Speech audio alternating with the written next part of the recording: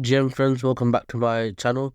Today I want to go over my portfolio. Pretty much nothing has changed too drastically, but per usual I like to do these videos because I know a lot of people are curious and a lot of you have usually asked me. Per usual guys, all the links will be in the description and nothing is financial advice in this video. I'll talk about Sol at the end because there's a lot to say about Sol. I'll go after Sol on my positions. First of all, I have Jupiter. I've got a decent amount of tokens. I don't plan to accumulate anymore. I like the updates. I've been following them very closely. I even went to the event and they're just doing a lot of great work. They got the app coming out soon. Got an Ape Terminal, which is like a dashboard for meme coins. They're thinking of reducing the supply by 30%. It's a proposal. I believe it's going to be voted on very soon. And overall, they're just doing a lot of work. I do like my exposure to this project. I think I've got a decent amount of exposure. It's my second biggest holding based on Myro's price. They come out with really cool updates and they're just building, and I think they're going to be like a big project in the Solana ecosystem. As Solana grows, I think Jupiter will do well as it's the hub of exchanging tokens. Next up we have Cosmos. I recently wrote down in my notes like in it for the tech because that's just how it's becoming now. Like there's so many things happening in Cosmos, but the price of the actual token is not benefiting from it just because of the way the tokenomics are formed. But I still like it because A, like I've always said, the technology is good, and B, the airdrops, some of the airdrops recently haven't done really well, but previously they have done well. I believe this is a token when the bull market and the old coins start running. I think it's gonna do quite well. It's been a laggard and yeah, not too exciting in terms of price appreciation. Next up we have Celestia and Dimensions. These two projects, they have a lot of hype previously. They peaked at $20. And since then it's been going down. There is an unlock happening in October. I do just unstake my tokens, and yeah, I'm just gonna unstake my tokens because I don't want to do it too close to October because then there's just gonna be a cascade of people trying to sell it before each other, etc. And so yeah, Celestia is a really bullish project, but the tokenomics just don't help with the price appreciation, and that's what I've realized with a lot of projects, guys. Like the project actually good, but the token investing is completely different. Hence why I like it much because I think it ticks many boxes. But yeah, Celestia, really bullish on the project. I just think with the unlock coming up, it's not wise to have the amount of tokens that I have. At the very least, I'll reduce my allocation. If not, I might just sell all of it. Similar thing with Dimension. I know. Sorry, I don't know if they got an unlock in December, October, like. But overall, the project performance has been really bad, and I haven't really seen too much going on in terms of development. There seems to be a lot of projects in this modular space. By the way, guys, apologies if I sound a bit different. I got a block nose, hence why I might be sounding a bit different. But Dimension, not too bullish on that either. I might just unstake all of my tokens and sell that because I haven't really seen getting any decent airdrop for the amount of tokens I have. Next up, we have Myros. You guys know famously I done like 50,000 X on that. I got it on like pretty much the first day.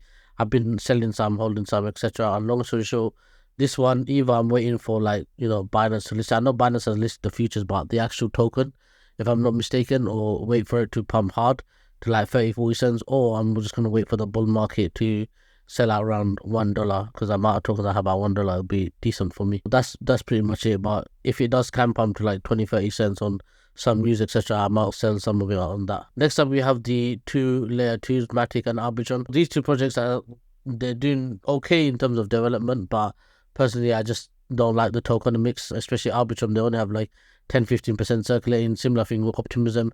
The tokenomics are really bad, and so it's just going to be raining tokens.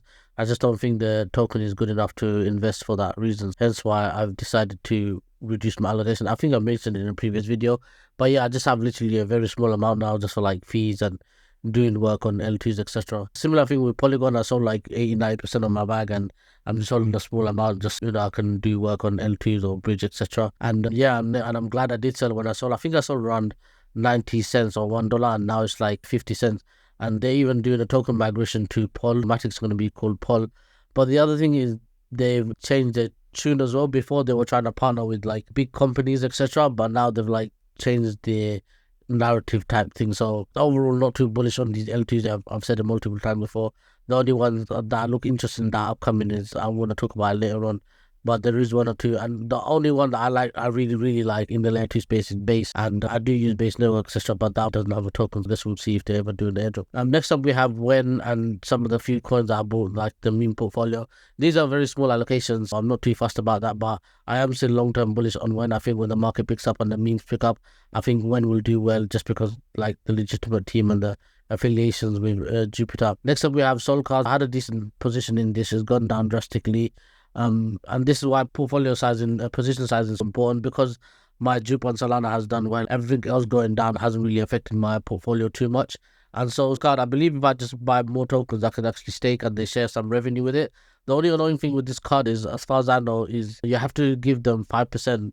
There's a 5% top up fee. That's really annoying because, you're not going to do large amounts and give them 5% if you're trying to put in like $100, just $5 one thing, right? But if you're doing $1,000, you're not going to want to give $50 just for topping up a card, right? That's the annoying thing. If they can fix that, I think that would be a really good option. Next up, we have Solana. Let's talk about Solana. Recently, they had Blinks, which is really big news that's been implemented. Is a way where you can make any website or any link a Solana interactive link. It's a bit like Frames if you're familiar with Farcaster. And they have a Zika compression recently that launched on DevNet that has like more than 1,000x scaling improvement on Solana, at least for account generation, I believe. Long story short, there's a lot of big things going on. I know the ETFs, we just saw recently the ETH ETF go through and start trading. It was kind of a sell the news event, but the best thing about that is the next one that's going to hopefully get approved is Solana. And I think this news alone could take the price up like $30 to $50, especially because Solana's market cap is way lower than Bitcoin. And the other thing, there's Breakpoint happening within like 1 or 2 months or very soon, I believe, which is the big Solana conference that happens every year. I think based on those two information, we're going to see a $200 to $250 Solana. And my first target is around 320, 350. My first target, then I'm gonna check the scenario of the market, etc.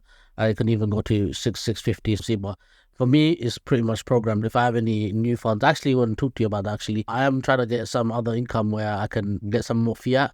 And the first one I'll be buying is literally, if I don't buy BTC, I'll be buying Solana, because I think Solana is still the most safest play right now. And it could do the well out of like all the big cap coins. Next up, we have Ton. The reason why I mentioned Ton is I don't actually have this in my portfolio, but I have a very close eye on this. I'm really liking the updates that they have, but I'm just trying to make sure it's not one of those phase, like, how Say, Sui, Aptos, and all these coins, they had their little phase and their trend. I want to make sure Ton is not a coin just for the trend that's going up now and then afterwards, because they are doing that. I think they're doing a promotion to get stable coins on their platform or something along those lines. And I want to make sure they're kind of long term. I do like what they're doing with their mini apps and all the updates that's been going on. I have a very close eye on this, but I haven't really actually made it into my portfolio. Next up, I just want to talk about some exciting upcoming projects. So guys that, you watch this video, I want to just give you something extra than my portfolio. Hopefully it gives you a bit more value and projects you can follow. First up, we have this one raised quite a lot of money from tier 1 investors, and they're trying to make liquidity. They're doing some interesting thing in the proof of liquidity space. I won't go too much into it, but this is a project that I'm quite excited about and I'm waiting for launch. Next up, we have Eclipse, and they're trying to do some interesting things also. I think they just had a rebrand because they never used to look like this. This is another project I'm really excited about. And next up, we have Monad, which is another interesting project. They raised 225 million by tier 1 investors. This is another cool, interesting project I want to see. It's layer 1. And lastly, I'm looking at this project, which I find quite interesting. It's called Senti. They raised a 8 to 85 million Series A, led by Founders Fund, which is Peter Thiel's fund. And you got some crypto VCs here and some looks like some traditional VCs. Or at least on here it's got mainly crypto VCs. But 85 million Series A, guys, that's like insane. Seed. You hardly ever see that high caliber, especially in crypto. Those seed ones never are that high, so therefore something interesting to look at. They did have a form to fill out, but I've mentioned it in my other video. Hope you got some value from this video, and I'll see you on the next one.